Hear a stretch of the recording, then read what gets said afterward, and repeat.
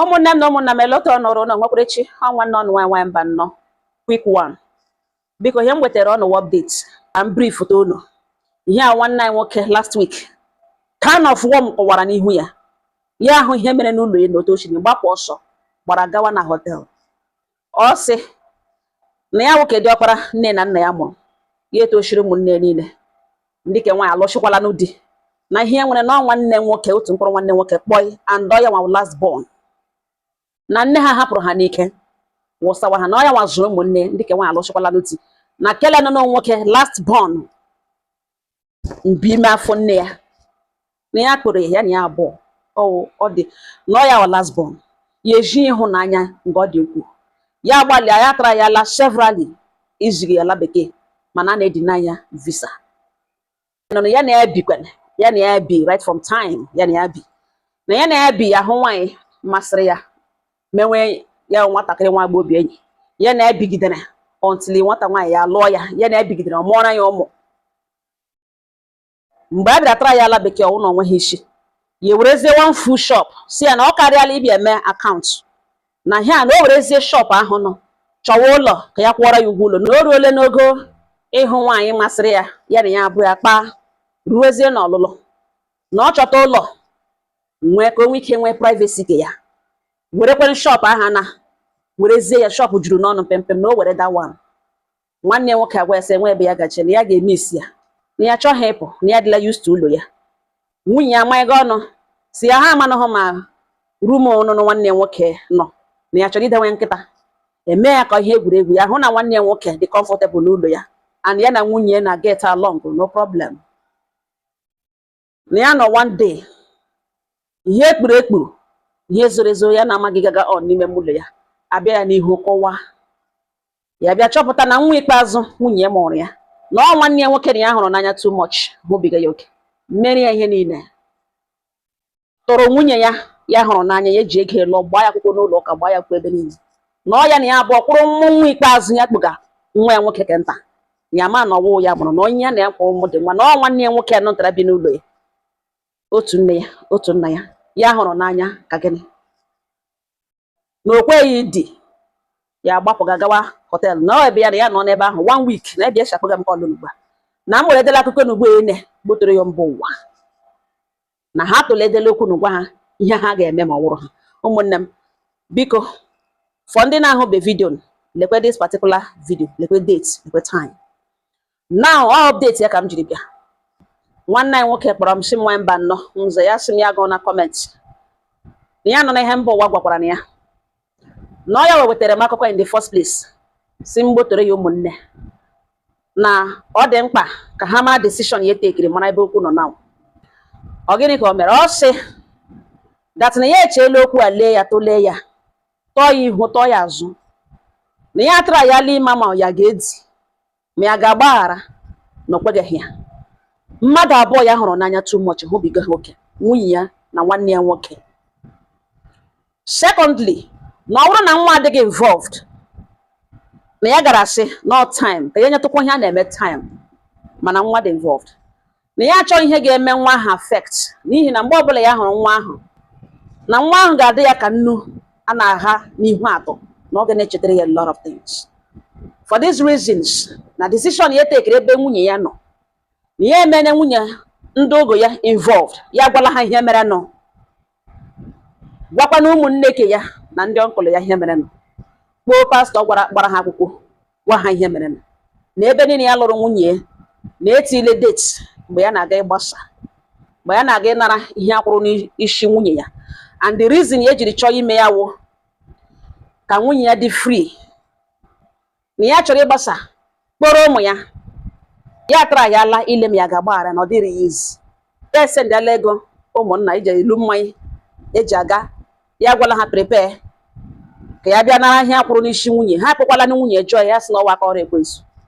Now ihe gbasara ya na nwunye igbusa marriage ya na ka ahụ ọ wee concluded matter na abịa na side nwanne ya nwoke na decision ya tekere ebe nwanne ya nwoke wụ na ya gwara ya sị nna ya za na ihe ya na ya bụ nwanne na otu ọnụ na ihe o mere ya na ụfọdụ ndị enyi strangers a ga-eme nwa enyi ha nwoke na-abịa n'oke asị na egbuo oke n'elu tebụl na oke eruru ya na ya abụ na bifo oke ruo ya n'aka na oke ahụ agwụla na ihe ọwụ no last born na ọ kọnsida ahụ eji ya ọ kọnsida ahụ onye ya ọ kọnsida ahụ ịhụnanya niile ejiri ya ọwụ na after everything ya mere na ọ ga-enwe mind rigoro nwunye ya elu asịgodo nwa ya ube n'obi na ya amasị ihe ọzọ ya ga-emere ya ọ hụta ya dịka nwanne ya.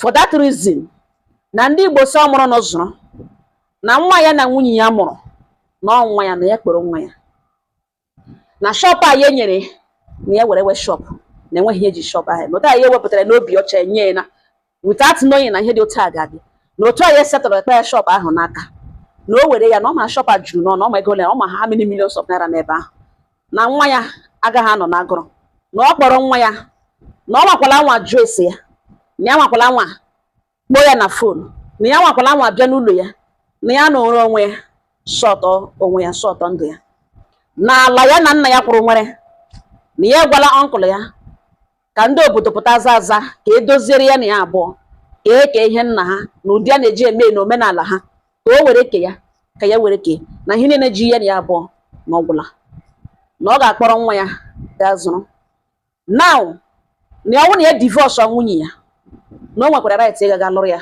ha abụọ amụtọpụ nwụrụ gawa no decision ya tekiri na nwaanyị mba nnọọ nza ọsụ nwanne nwoke ọhụhụ ọnụ kwuo okwu dị nwa mgbe o ji wuru onye ogologo akụkọ na-akọ akụkọ ha wụhụ ha na-ekwu okwu too much na ọhịa ya gwara ya ndị ọ makwa na otu a ya gwara ya na na-agbagha ya agbagha ya gwala nwunye ya na ọ bụrụ na ọ chọọ ka ihe gaa n'ụdị ọ na-aga alaike na ya na-alọta n'ụlọ ya mgbe dị otu a na ya chọrọ ịlọta ebe ahụ ya ga-ahụ ebe ahụ agwụla naanị ụmụ ya ndị ka ahụ ọ mụrụ ya na ọ kpọrọ nwa ya na nwanne nwoke mụrụ mekiwe move na ya lụkwara n'ụlọ ya nwunye ya anọghị ya ya emitighị ebe a ya emitikwana nwa ahụ nọ ya na nwanne nwoke mụrụ onye ahụ n'ebe ahụ wụ nwa na-ekuru ha nwa na ụmụ ya ụmụke na ya nọ n'ụlọ ya ugbu a na ya na-akwado ịchọrọ ụlọ si ebe ahụ kwapụ kpọrọ ụmụ ya ụwa ụmụnne m ọhịa nsọ m bịa gwa ọnụ na ọ wee ebe okwu na lekwe mgbasa marriage agbasala etile date already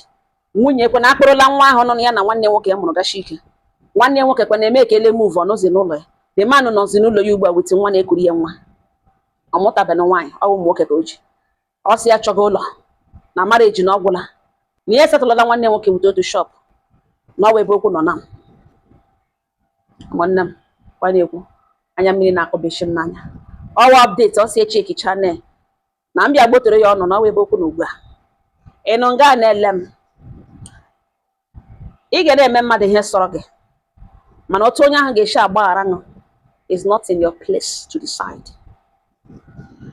Ị gaghị agwa people otu ha ga-esi agbaghara nụ ị nweghị right ịsị mmadụ you are unforgiving, you are wicked.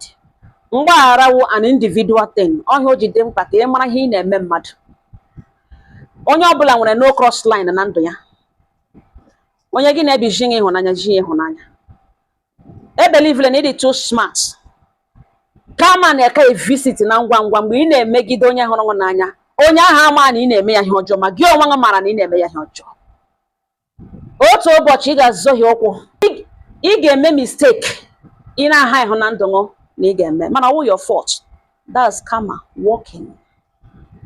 Mana onye ahụ ị na-emegide onye gị na-ebi nwunye gị ọdịṅụ ihe ị na-eme ya ihe ahụ ị ma na ọ pụta ihe gị na-eme agwụla gị na-eme because na iche na obi gị dị smart na enwe otu onye ga-esi amata they will never know.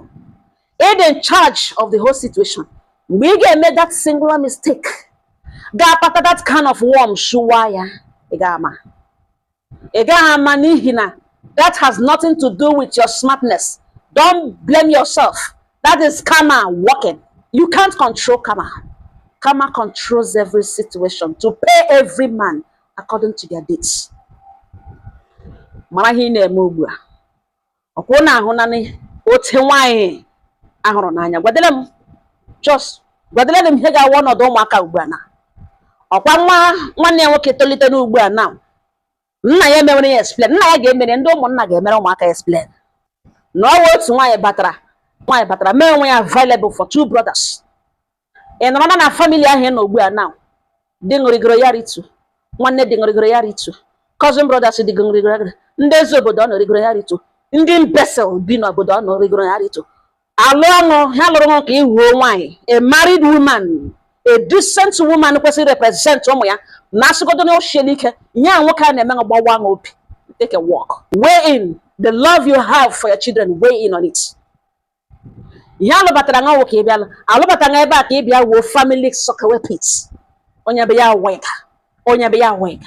You can imagine this type of man biri with ụmụnne ya, nwanne ya nwoke ọhụrụ n'anya, nwunye ya ọhụrụ n'anya. Ha elegide ihe n'obi ha niile behind the closed door. How would he know? Nwaanyị agbasa ọkwụ ke nwoke chefuo ebe ochi, chefuo na nne na nna ya hapụrụ n'ike. Now this is the wife of the man who made him. Consider. Ya rigoro a na-ete nkwụ. Ha dị careful of course. Ha ma movement ke nwaanyị ma movement die, ke nwoke ma movement nwanne ya nwoke. Mana mgbe oge akwa mgbochi ruru, kama bururu detain butere the man show na n'ihu jiana. That is one thing you will never know. Ka ị hapụ feeling it too smart, naanị ma how long ị na-emere na ihe ahụ imega ugbu a. Gbakwụkwọ na break. Gbakwụkwọ na break. Ọtọ sọrọ n'obi ṅụ. Nye sọrọ nke ị na-eme. Mana ihe ị na-agaghị eme wee gwa mmadụ ụtọ ga-esi agbaghara nọ. Mgbaghara wụ by force. You can't crucify anybody for not forgiving you. Blame yourself if you are not forgiven. Maroti she megide ndị mmadụ. Everybody has a cross line. Enwunye ọbụla nwere, no matter how forgiving you are. Ọtọ sọrọ obi ṅụ shidiri na soft. Enwere line mmadụ na-aga cross, mmadụ cross that line. That is it. And when you will sit, nobody can play God or Jesus. Ị ga-emerịrị nke iji wụrụ mmadụ. Enwere ihe a ga-eme gị. Eluigwe ga-agodu gị si never. Mara ihe anyị na-eme ugbu a, wepụ aka enwe n'ofe tupu ya wụọ aka mmadụ. Ụmụnne m, awa update ka m wetara ọnụ. Onye jiri oji m bịara gbotowa. Ọ na-ama egorokwu ọnụ, ekelekwara m ọnụ, onye ọbụla na-ekwu uche ya n'obi, onye ọbụla kwuo otu o chedere ya. Nwanne m nwoke akwụkwala na comment were match ya with his own personal decision. Ọwa update ọhịa ọsị m bịara gbotowa ọnụ n'ihi na ya wa jiri oji, the first oji, second one wo ka ọ hụkwa n'ebe ya wokwu nọ taa. Ntụkwasị ya wa were gịnị? Ihe mere onye ọzọ ka onye ọzọ ji mụrụ akụ. Mara ihe ị na-eme ugbu a. Wepụ aka enwe n'ofe tupu ya wuo aka mmadụ. Ụmụnne m, ọ ga-ọha m n'ọnụ. Udo dịrị ọnụ.